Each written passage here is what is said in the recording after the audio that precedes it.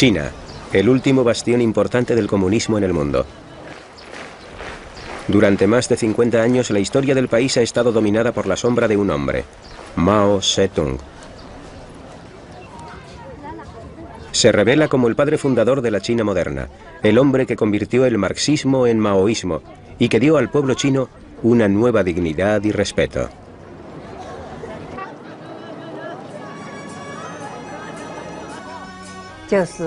La gente creía que Mao Zedong les traería la felicidad. Hay una canción popular llamada El Este es rojo, que dice: el Este es rojo, el sol es reciente, Mao Zedong ha aparecido en China.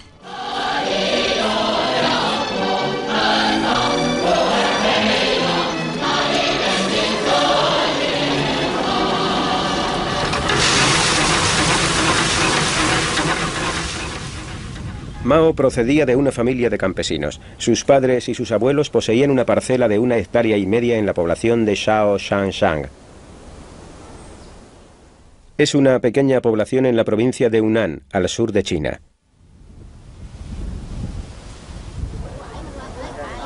Fue aquí, en esta casa que ahora es un museo, donde nació Mao el 26 de diciembre de 1893.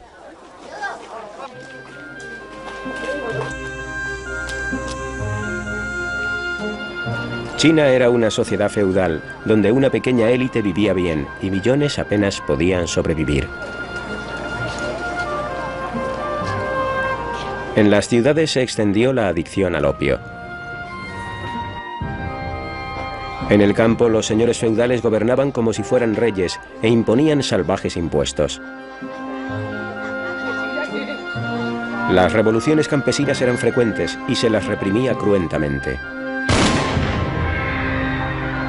La vida era dura y brutal.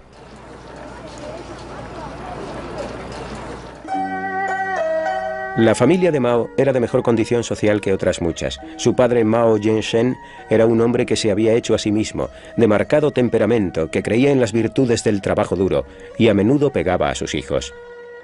Mao y sus 2 hermanos pequeños eran más felices junto a su madre Wen Chimei, una budista analfabeta pero entregada que intentaba protegerles. Mao tenía una relación muy estrecha con su madre. Pasaba mucho tiempo discutiendo con su padre y en sus últimos años, cuando fue a visitar la tumba de sus padres, Mao dijo que su madre había sido mucho más importante para él de lo que fue su padre. A la edad de 6 años, el joven Mao ya trabajaba duro durante horas en los campos de su padre. Recibió una corta educación y para cuando cumplió los 13 años ya trabajaba a jornada completa en la granja de su padre. Cada vez era más impaciente. No tenía educación, pero tenía una ambición que él ignoraba. Y esta era una muy buena combinación. No sabía qué hacer consigo mismo, pero siempre tenía un apetito voraz por la lectura y un espíritu de aventurero radical. Cuando tenía 14 años, su padre arregló su matrimonio con una muchacha de la localidad, pero Mao por aquel entonces ya sabía que quería escapar de la vida local y nunca la aceptó ni vivió con ella.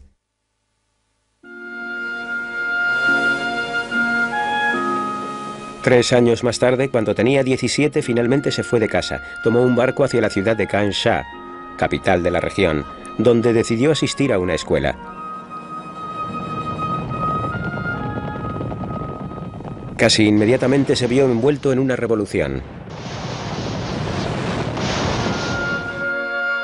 Durante años, China había estado gobernada por una monarquía corrupta e incompetente. El país se desmoronaba. La monarquía fue derrocada por el movimiento republicano moderno dirigido por Kuomintang, o el Partido Nacional. Mao se unió a la agitación, aunque en Shansha había una calma relativa. Se apuntó a la Universidad de Magisterio y como gesto de apoyo hacia la revolución se cortó la tradicional coleta china, gesto que hasta entonces había sido considerado como un delito capital. Había bandas armadas y bandidos. Era una época en que una juventud patriótica vagaba por toda China. Se unió al movimiento estudiantil. Soñaba con una nueva China. Creía en la importancia del bienestar físico.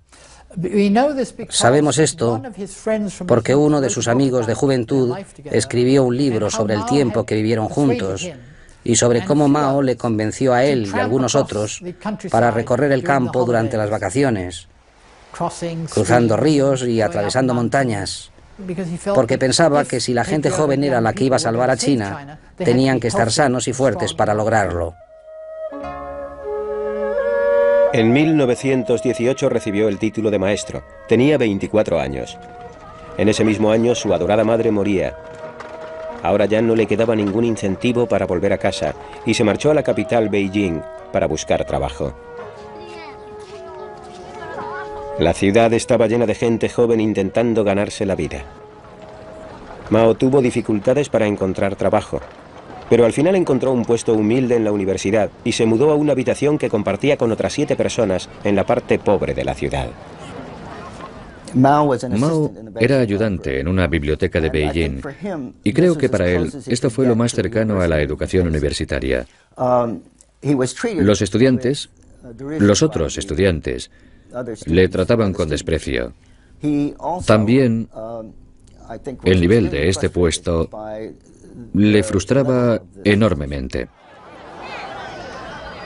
Fue en ese momento, al mezclarse con los estudiantes, cuando Mao oyó hablar de la revolución comunista en Rusia y se quedó fascinado. Parecía ofrecer nuevas esperanzas para los campesinos oprimidos de su propio país. Mao se convirtió en un marxista revolucionario y miembro inaugural del Partido Comunista Chino. Se trataba de un pequeño grupo, y Mao era, digamos, como el representante de las masas, por decirlo de alguna manera, y nadie le tomaba en serio en absoluto. Mao volvió a la provincia de Hunan para predicar el comunismo entre los campesinos. Con él se llevó a su nueva esposa, la hija de un antiguo profesor suyo. Pero le quedaba poco tiempo para la vida familiar. China entonces estaba gobernada por un violento anticomunista llamado Chiang Kai-shek. En 1927 abatió a sus oponentes radicales. Miles de comunistas fueron brutalmente aniquilados. A muchos les dispararon y golpearon.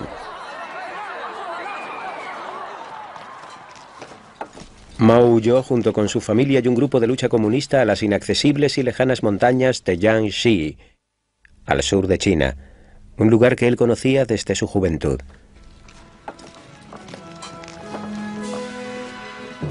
Tenía casi 40 años, era un hombre perseguido y había una recompensa por su cabeza de $250.000 de plata. Iba a erigirse como la figura revolucionaria más importante de China. En las lejanas colinas de Jiangxi, los supervivientes del Partido Comunista se reagruparon. Mao y sus camaradas eran proscritos con un precio por sus cabezas. Tomaron las tierras y empezaron a construir una base militar. A finales de los años 20 ya habían conseguido una estable cantidad de seguidores. Mao estaba en su elemento, le encantaba el movimiento, el peligro y la emoción continuos. Pero sabía que el gobierno de Chiang Kai-shek no tardaría mucho en atacar. Mao y otros comunistas se dieron cuenta de que habían construido un ejército poco a poco y con mucha dificultad, porque los campesinos no querían ser guerreros, solo querían ocuparse de sus tierras, cuidar a sus familias. Y a Mao le resultó muy difícil formar un ejército, pero paulatinamente sí que lo logró en diversas bases militares, y esto suponía una amenaza. Mao estaba aprendiendo a ser un organizador hábil y despiadado, aunque lo ocultaba detrás de una fachada de carácter encantador. Mao rezumaba una especie de sencillez básica. Llevaba ropas humildes. Su ropa estaba llena de quemaduras de cigarrillos. Se rascaba en público. Hacía todo tipo de... cometía todo tipo de vulgaridades encantadoras. Y esto hacía que la gente se sintiera muy a gusto, e incluso a veces superior a él. El comunismo se había convertido en una amenaza que el gobierno no podía ignorar. Y en 1930, Chiang Kai-shek atacó. Los comunistas eran muy inferiores en número y en armas. Y si confiaban en las tácticas militares convencionales, serían aniquilados. Fue entonces cuando Mao escribió su famoso Tratado Militar de Guerrillas. Nunca dejes que el enemigo tome la iniciativa.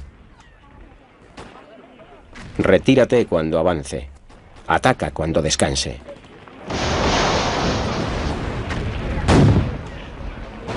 Una de las primeras víctimas fue la esposa y compañera de Mao, Yang Kai-hui, que murió en un combate de guerrillas.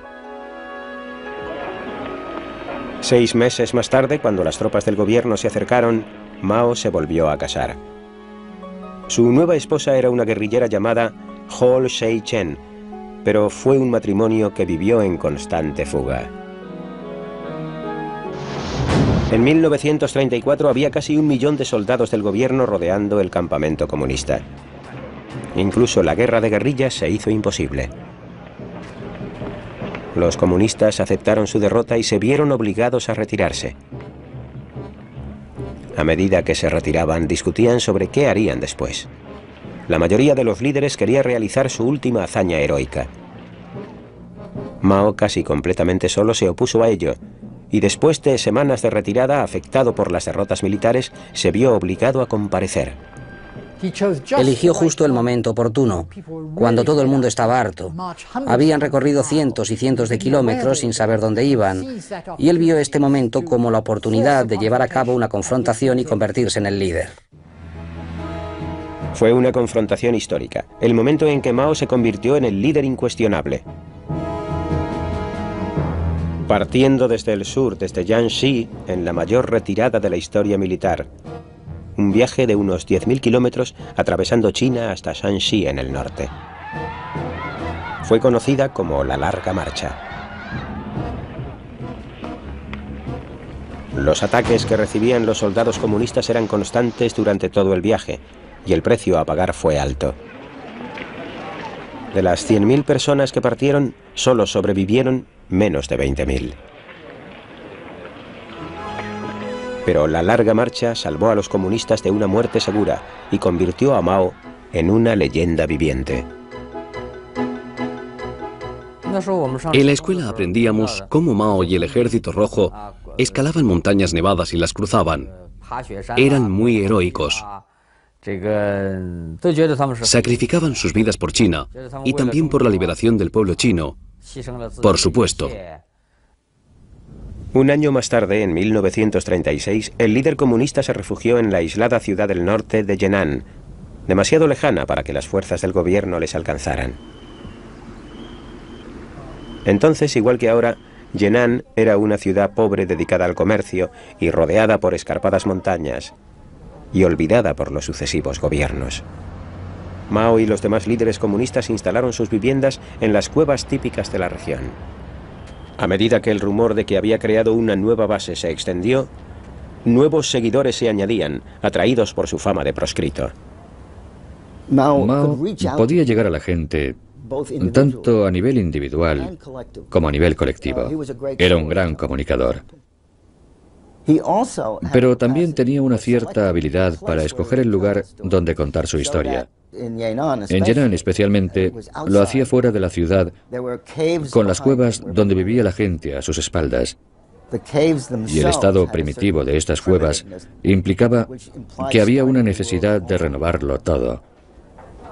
El sonido de los caballos, el ruido de los equipos militares, los gritos de los soldados en la distancia, hacían, especialmente para la gente joven que llegaba a Yenan, que todo resultara mágico.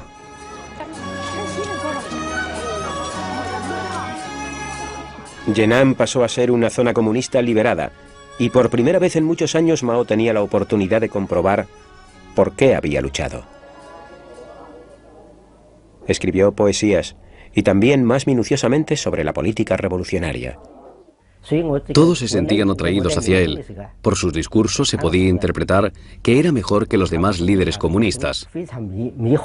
Los otros se habían formado en el frente o en Rusia, de modo que su nivel intelectual era diferente y no podíamos entenderles fácilmente. La mayoría de nosotros preferíamos a Mao. Mao explotaba su popularidad. Detrás de su fachada de gran líder también había un mujeriego.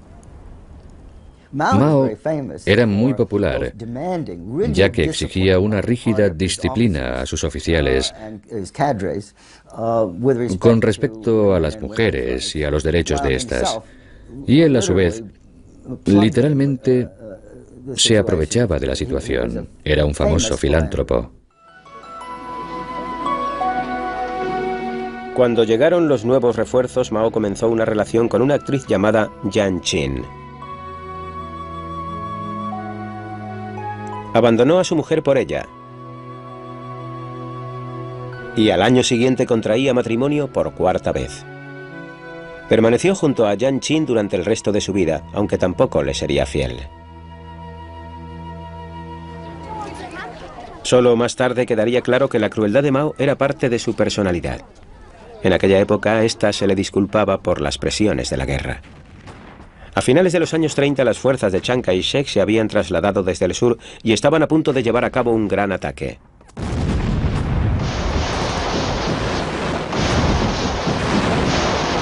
La ayuda llegó de un lugar inesperado. El antiguo enemigo de China, Japón, invadió China, cometiendo verdaderas atrocidades entre la población civil.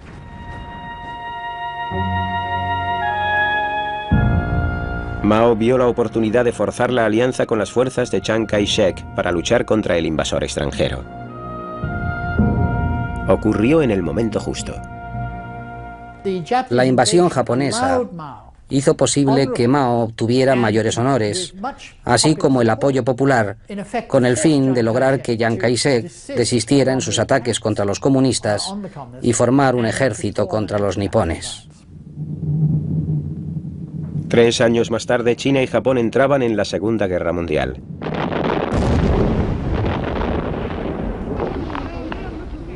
Estados Unidos envió refuerzos y consejeros para ayudar a Mao a luchar contra los japoneses. Al final de la guerra, gracias a la ayuda norteamericana, los comunistas eran más fuertes y estaban mejor equipados que nunca. En 1949, después de una serie de batallas contra las tropas del gobierno, las guerrillas de Mao invadieron el país y entraron en la capital, Beijing.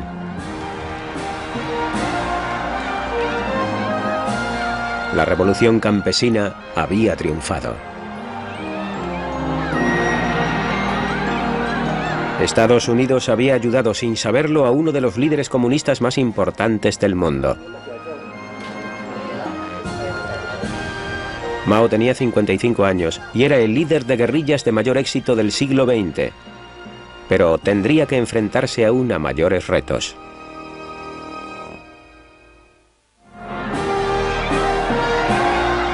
El 1 de octubre de 1949, en la plaza de Tiananmen de Beijing, Mao Zedong proclamó el nacimiento de la República Popular China. Esto suponía el final de 30 años de guerra civil.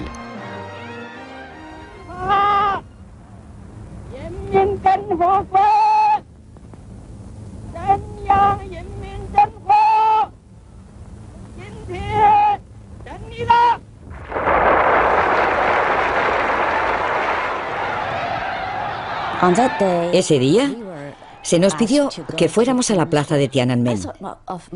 A mí me pareció que Mao era una gran persona y el salvador de China, porque hasta aquel momento yo había presenciado la corrupción del gobierno. Por eso le admiraba mucho y por eso llevé a mis compañeros de la universidad.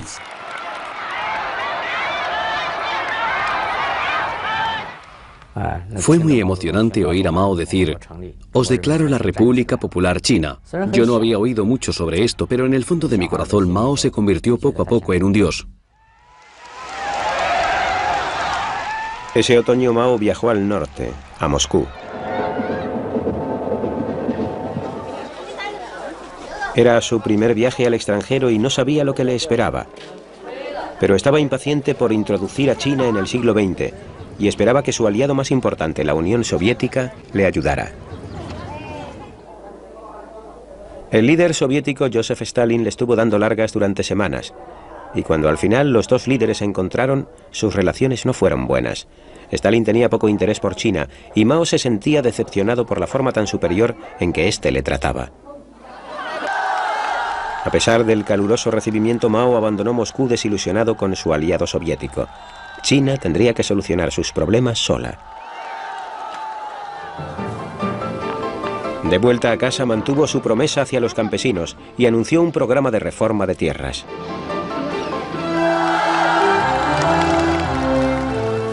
Grandes parcelas pertenecientes a los feudos fueron divididas y entregadas a la gente que las trabajaba. Los señores feudales fueron humillados públicamente.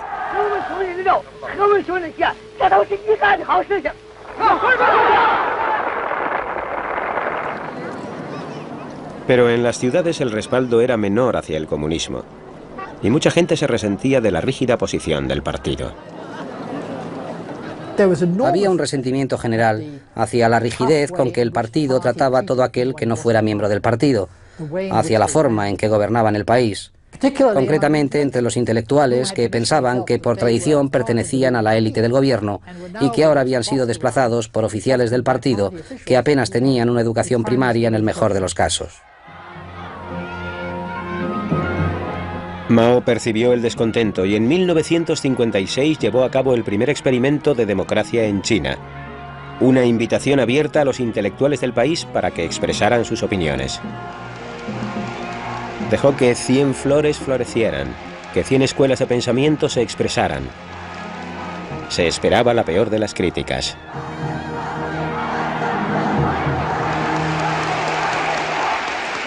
Mao lanzó la campaña Dejar florecer 100 flores con la creencia de que esto daría la oportunidad tanto a los intelectuales como a los estudiantes de expresar sus críticas y esto les dejaría felices y satisfechos. Y realmente pensaba, tampoco lo hemos hecho tan mal en los últimos 7 años, así que ¿por qué vamos a esperar unas críticas fuertes? Pero había malinterpretado el sentimiento general. Aparecieron grandes carteles que criticaban al Partido Comunista, y a Mao le afectó mucho la severidad de los comentarios. Mao estaba muy nervioso.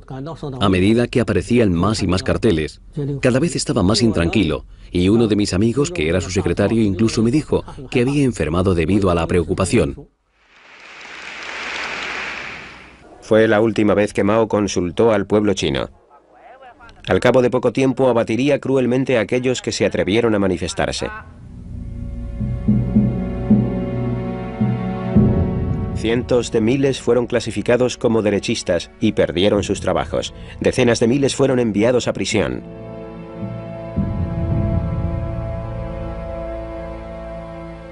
Uno de ellos era el periodista Liu Binyan, que sugirió que el Partido Comunista debería ser más responsable.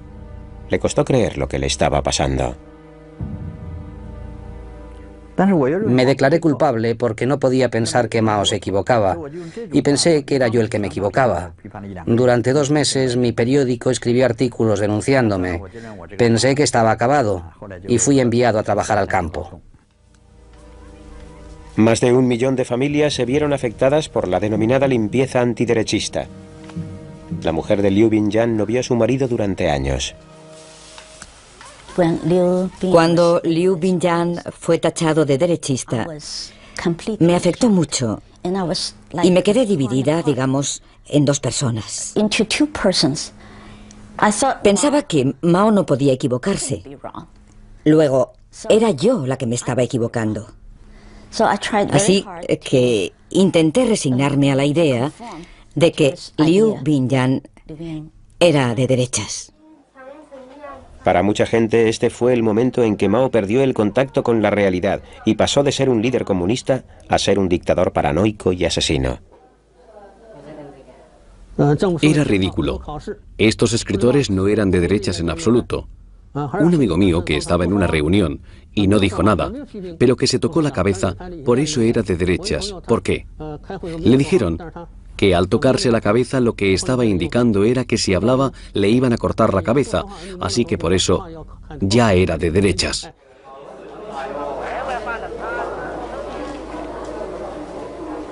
Pero a Mao ya no le importaba.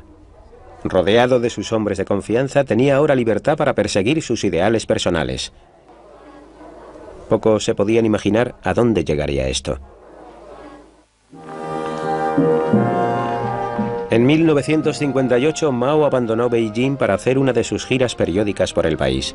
Estaba impaciente por el ritmo tan lento de cambio que llevaba todo y temía que se hubiera pasado el momento para la revolución. Creyó que era el momento de agitar el país y hacer resurgir el antiguo entusiasmo. Mao era alguien que creía en el movimiento. Le encantaba la agitación. Así se lo dijo a su médico. Y está bastante claro por la forma en que se comportaba, y parte de su personalidad era parte de su vida marcial y de la existencia de la guerrilla. Eso es lo que era la revolución. Cuando Mao recorrió el país, de repente se quedó atónito con el potencial del gran ejército de trabajadores. Aunque al país le faltaba maquinaria, tenía mucha más mano de obra que cualquier otro país del mundo.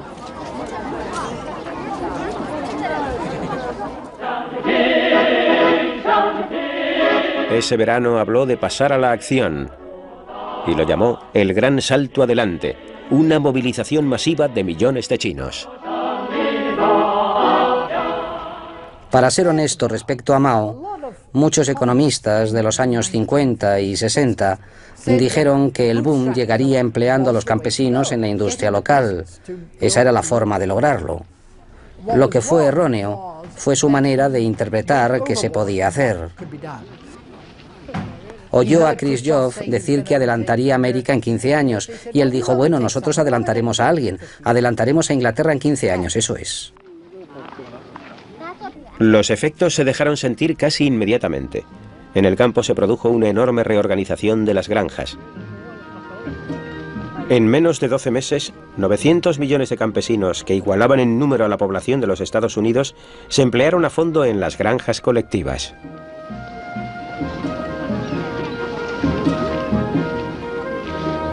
Se esperaba que la producción de grano se cuadruplicara. Pero los planes de Mao eran incluso más ambiciosos. El país tenía que producir más acero. ¿Por qué no tenían los millones de chinos que ayudar al país a avanzar y a industrializarse de la noche a la mañana? Se publicó un decreto y el país se convirtió en productor de acero. Ese año el cielo nocturno era de color naranja, ya que millones de diminutos hornos se construían en cada ciudad y lugar de trabajo. Mucha gente no tenía nada que echar al horno. Íbamos a las casas de nuestros amigos para recolectar metal, pero luego ya no podíamos encontrar ni una pizca de metal. Entonces cogimos el calentador y lo convertimos en trozos de metal. Fue algo inimaginable, algo estúpido, pero lo hicimos. El Gran Salto Adelante se convirtió en la mayor movilización humana jamás vista en el mundo.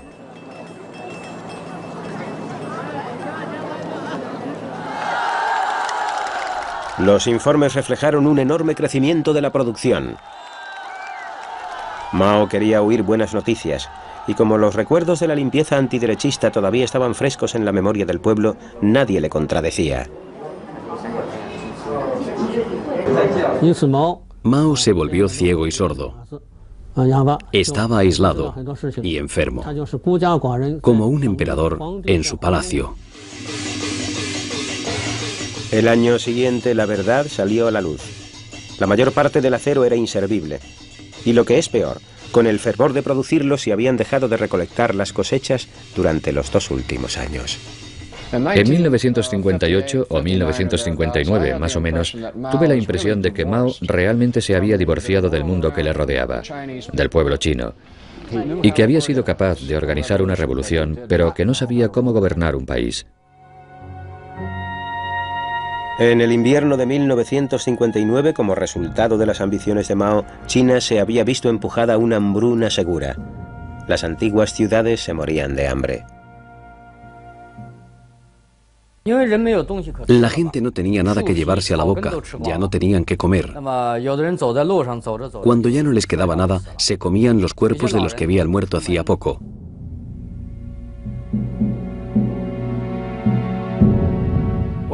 Voy a contarles una historia real. Un marido le dijo a su mujer: si todos nosotros intentamos sobrevivir, ninguno lo conseguirá. Voy a darte mi comida, y cuando yo muera quiero que te comas mi cuerpo y que críes a nuestro hijo.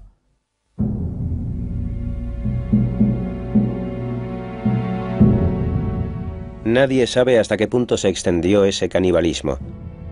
Pero recientes informes sugieren que entre 1959 y 1961 murieron de hambre 40 millones de personas. Fue la peor hambruna de toda la historia.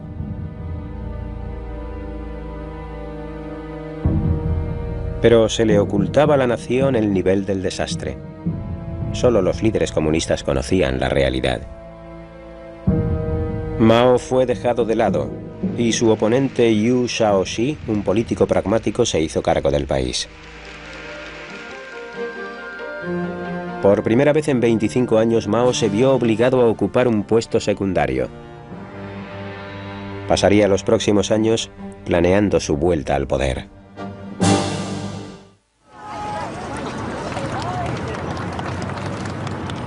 En 1966, Mao, a la edad de 73 años, se dio un baño al que se le dio mucha propaganda en el río Yangtze. Durante años observó consternado cómo el líder chino desmoronaba su revolución.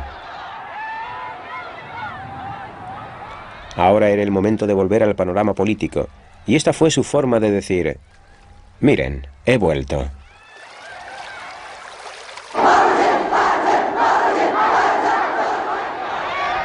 Más tarde ese mismo año invitó a cientos de miles de colegiales y estudiantes a una serie de enormes reuniones en Beijing. Calculó que los jóvenes no sabrían nada sobre la hambruna y que todavía seguiría siendo un héroe nacional para ellos. La gente sentía pasión por Mao. Se emocionaban mucho con él. Pensaban que era perfecto. Acudían a estas reuniones, permanecían de pie, esperando durante horas a que Mao apareciera, y le saludaban mientras él desfilaba. Los pensamientos de Mao aparecieron publicados en un libro rojo a principios de los 60, creando una especie de histeria entre los jóvenes. Había publicaciones todos los días en los periódicos promocionando a Mao y al Partido Comunista. Decían que era el salvador del pueblo chino. Su imagen estaba presente en todas nuestras vidas, por todos los sitios. Cualquiera que tuviera la oportunidad de estrecharle la mano, ya no se la lavaba. No se lavaba la mano durante semanas, y todo el mundo quería tocarle la mano a aquel que hubiera podido tocar la mano del gran Mao. Mao estaba convencido de que el líder de la nación estaba reintroduciendo el capitalismo. Con una total indiferencia hacia el proceso natural de cambio político, reunía a los estudiantes con el fin de derrocar a los capitalistas, término con el que se refería a sus oponentes políticos. China dio la bienvenida a lo que luego se llamó la Gran Revolución Proletaria Cultural. Mao era un gran manipulador del proceso político. Estaba creando el caos intencionadamente con el fin de retomar el poder del partido. No estaba loco.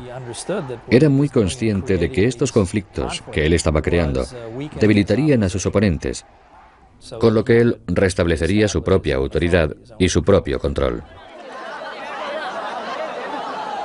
El caos se extendió por China como un relámpago cuando el ejército rojo de Mao se encargó de la limpieza de los asuntos políticos. Muchas de sus víctimas fueron sus antiguos enemigos, los intelectuales.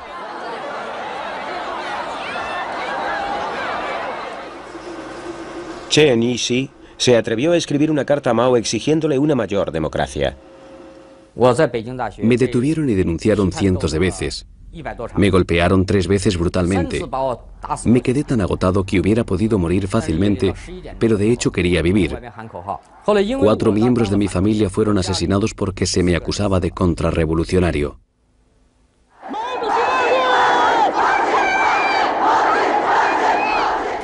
Hubo familias destruidas, padres separados de sus hijos. De hecho, en la oficina de mi marido torturaban a la gente hasta la muerte. Los envolvían con una manta y los golpeaban hasta que morían. Y luego tiraban los cuerpos por las ventanas y decían que había sido un suicidio. Mao estaba al frente del poder.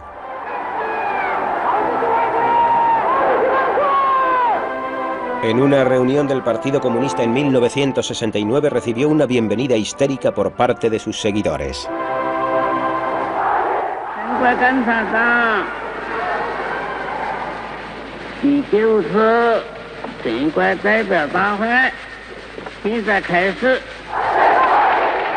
No tenía escrúpulos a la hora de explotar esta nueva popularidad. A medida que el arma roja se extendió por el país, se entregó abiertamente a su antigua afición por las mujeres jóvenes. Tenías que pensar en Mao como si fuera un cantante de rock. Era como si al tocarle ya no volvieras a ser la misma nunca más. Las mujeres jóvenes querían estar con él, servirle de la forma que fuera. Todas mis compañeras de clase querían entretenerle y por eso iban en secreto, sin que lo supiéramos, al centro de la comedia y le divertían. Así que para él no suponía ningún problema encontrar a chicas que se acostaran con él. A finales de los 60, más de 1 millón de personas habían sido asesinadas o encarceladas por el Ejército Rojo. Los oponentes de Mao habían sido derrocados del poder. Incluso él se había dado cuenta de que ahora era el momento de restaurar el orden. El Ejército Rojo se desmanteló. Muchos fueron enviados al campo a tranquilizarse. Tras años de caos en China, Mao ahora trataba de liberar a la nación de su aislamiento con respecto al mundo. Era su última y principal iniciativa. En un gesto característicamente audaz, recurrió a su archienemigo, los Estados Unidos, e invitó en 1972 al presidente de Norteamérica, Richard Nixon, a una reunión en Beijing. Primera ocasión de diálogo entre los dos países durante más de 3 décadas. A Mao le gustaba la compañía de Nixon, aunque la delegación norteamericana tenía dificultades para encontrar sentido a lo que decía. Ocasionalmente Mao hacía algún comentario del que no se podía entender o parte o la totalidad de este. Era demasiado complejo y no conocíamos el contexto en el que hablaba para poder entender lo que quería decir. Pero los chinos también estaban en la misma situación. No pisaban suelo firme. Sentían pánico de malinterpretar a Mao, de entender algo que no estuviera diciendo. Era el principio del resurgimiento chino en el mundo. Pero el estado de salud de Mao se estaba deteriorando y no viviría para ver los beneficios de su diplomacia. El 18 de septiembre de 1976, Mao moría a la edad de 83 años.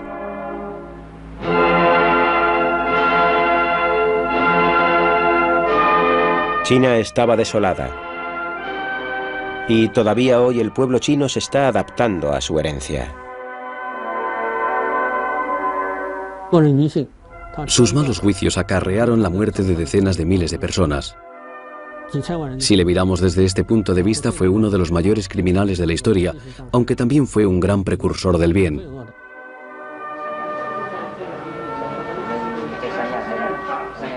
Había 2 caras en el carácter de Mao, y sin él la revolución no hubiera sido posible.